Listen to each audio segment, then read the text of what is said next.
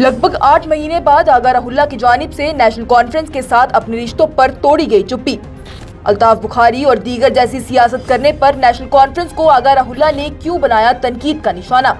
National conference से अलग होकर एक जमात बनाने और लोगों की सरबराही करने की बातों पर राहुल्ला का क्या जवाब सामने आया। पार्टी के एमएलए और खुद के पार्टी के इंतखाबात से पहले और बाद के बदलाव पर किस तरह अफसोस दिखाते नजर आए आगा राहुल्ला। राहुल्ला ने पार्टी में खुद को अकेले कर देने की क्यों कही बात। आगा राहुल्ला ने मजीद पार्टी के कामकाज, उनकी आपसी दरार और दीगर चीजों पर क्या कुछ कहा। पेश है ये खास रिपोर्ट।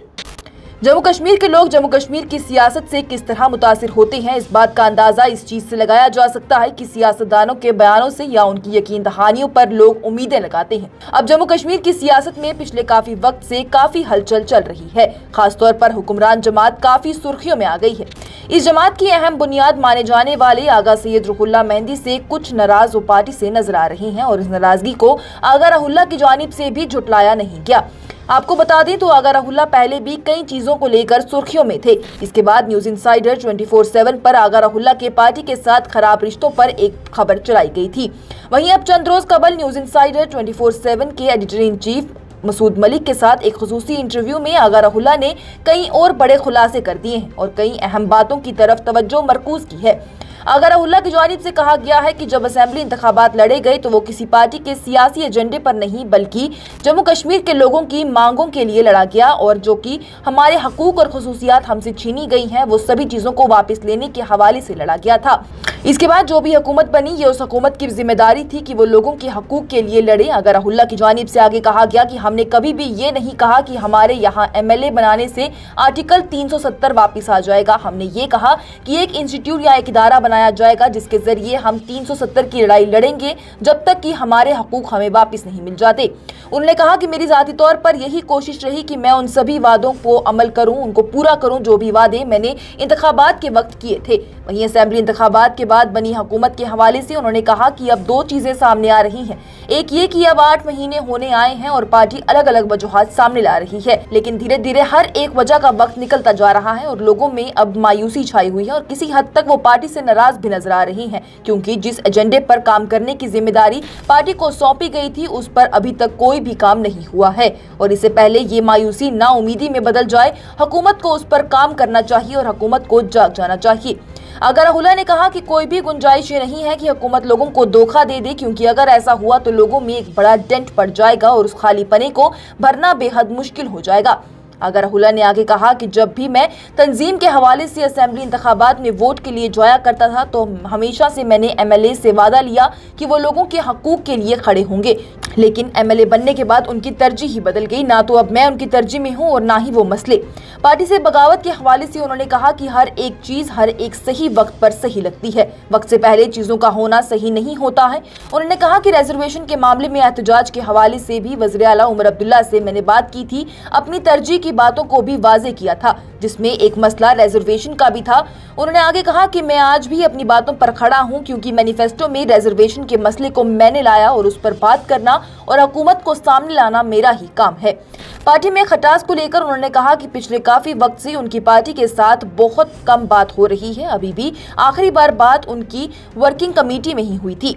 उनकी जानिब से कहा गया कि वर्किंग कमेटी में बहस होनी ही चाहिए, क्योंकि अगर ऐसा नहीं होगा तो वर्किंग कमेटी आखिर किस काम की। मैं लोगों की रहनुमाई करता हूं और उनकी ही आवाज उठाऊंगा। जो भी खबरें पहले आई कि वज़ीर आला उमर अब्दुल्ला ने आगा राहुल्ला से बड़गाम से इंतखाबात लड़कर हुकूमत के हिस्सेदार बनने की बात कही, इस बात की भी बालावस्ता तौर पर तस्दीक करते हुए आगा राहुल्ला ने यह कह दिया कि उन्होंने ऐसी कोई बात या मांग नहीं उठा दी थी वर्किंग कमेटी में जिसके लिए उन्हें खुद एमएलए बनकर हुकूमत का हिस्सा बनने की जरूरत पड़े। और ये कहना बिल्कुल जरूरी नहीं है कि आप पहले एमएलए बनिए और फिर ये मसले हल होंगे। वो कहीं से भी मिलते ही नहीं है, क्योंकि मेरी उठाई गई मांगे एक पॉलिटिकल एजेंडा थी और उसके लिए पॉलिटिकल स्ट्रेटजी की जरूरत है। इसलिए उंगलियां भी उठाई जा रही हैं, क्योंकि सियासी तौर पर इकदाम नहीं उठाए जा रहे और इसके लिए जद्दोजहद करने की बेहद जरूरत है। आगा राहुल्ला ने आगे कहा कि सबसे बड़ा सवाल ये है कि लोगों ने 5 साल हकूक की वापसी के लिए दिए हैं। ये हकूक की वापसी की लड़ाई उसी दिन से शुरू होनी चाहिए थी जिस दिन से हुकूमत ने पहले दिन से ही यह हुकूमत संभाली थी, ना कि मामूल की हुक्मरानी के लिए लोगों का मैंडेट नेशनल कॉन्फ्रेंस को मिला है। उन्होंने कहा कि ये पैगाम लोगों में पहले दिन से पहुंचना चाहिए था कि वो पार्टी किस चीज के लिए आखिरकार काम कर रही है, लेकिन उसके बरक्स ही सब कुछ देखा गया है। जम्मू कश्मीर अपनी पार्टी के सदर सैयद मोहम्मद अल्ताफ बुखारी, पीपल्स कॉन्फ्रेंस के सरबराह शुजात गनी लोन और पीपल्स डेमोक्रेटिक पार्टी के हवाले से बात करते हुए आगा राहुल्ला ने कहा कि जो बातें आज नेशनल कॉन्फ्रेंस कह रही है वो सभी बातें अल्ताफ बुखारी, शुजात लोन और यहाँ तक कि पीडीपी भी कहा करते थे कि अगर हम मरकज के साथ राब्ता सही रखेंगे तो रियासत अच्छे से चलेगी, हम उनके साथ रिश्ते बनाएंगे तो रियासत अच्छे से चलेगी। इस इंतखाबात में भी अल्ताफ बुखारी की जानिब से यही कहा गया कि आर्टिकल 370 को भूल जाइए, हम मरकज के साथ अच्छे ताल्लुकात में रहेंगे तो रियासत में पैसा भी रहेगा और रियासत की बहाली भी होगी। और अब यही सभी चीजें नेशनल कॉन्फ्रेंस भी दोहरा रही है। उन्होंने इसे साफ अल्फाज में धोखा ना करार देते हुए कहा कि इसे कबल अज वक्त धोखा करार देना सही नहीं हो सकता है कि हुकूमत अपनी चीजें सही कर ले और वो सुधर जाए।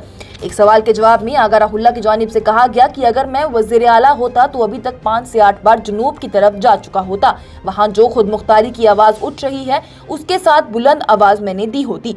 इसके बाद मगरबी बंगाल का भी दौरा किया होता, वहां पर जो मरकज के साथ लड़ने की आवाज उठ रही है उनसे मिला होता, उनसे बात करता, उनका एतमाद हासिल करता और खुद मुख्तारी की आवाज बनता। राहुल्ला मेहंदी ने कहा कि इस हुकूमत को जुनूब की बुलंद आवाजों को कश्मीर बुलाना चाहिए था और लोगों को इसमें शामिल करना चाहिए था। उन्होंने कहा कि जंतर मंतर पर इन्हें इन्हीं आवाजों के साथ बैठकर एहतजाज करना चाहिए था। एक हवाले से मिसाल देते हुए उन्होंने कहा कि इलाहाबाद हाई कोर्ट के जज के नफरत अंगेज बयान के खिलाफ आवाज बुलंद करते हुए मैंने पार्लियामेंट में उनके खिलाफ इम्पीचमेंट के लिए आवाज बुलंद की और 100 मेंबरान पार्लियामेंट से उनका साथ भी ले लिया।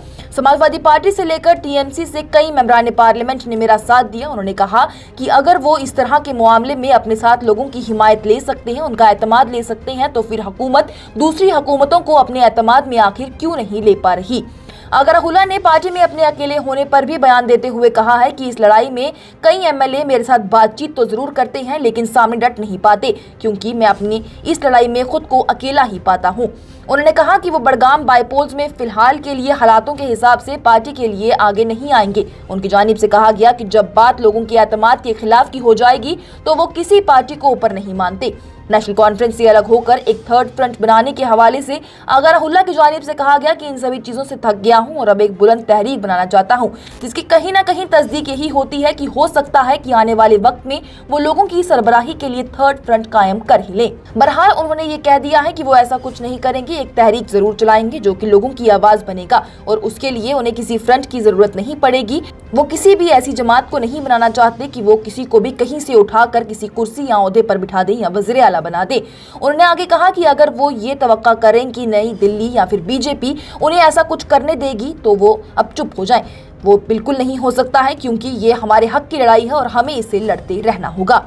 अब फिलहाल के लिए आगा राहुल्ला के इस इंटरव्यू से कई सारी बातें वाज़ेह हो चुकी हैं। 8 महीने के लंबे इंतजार के बाद उन्होंने अपनी चुप्पी तोड़ते हुए कहा कि उनकी पार्टी से नाराजगी तो है ही और वो उम्मीद में है कि पार्टी सही रास्ते पर आ जाए और लोगों के हकूक के लिए खड़े हो जाए। उनकी जानिब से आगे ये भी कहा गया कि वो इस लड़ाई में खुद को अकेला पा रहे हैं, वो इस तरह से आवाज बुलंद लेकिन करते रहेंगे। लोगों ने जो एतमाद जाहिर किया है उन पर वो उसे पूरा करने की कोशिश भी करेंगे।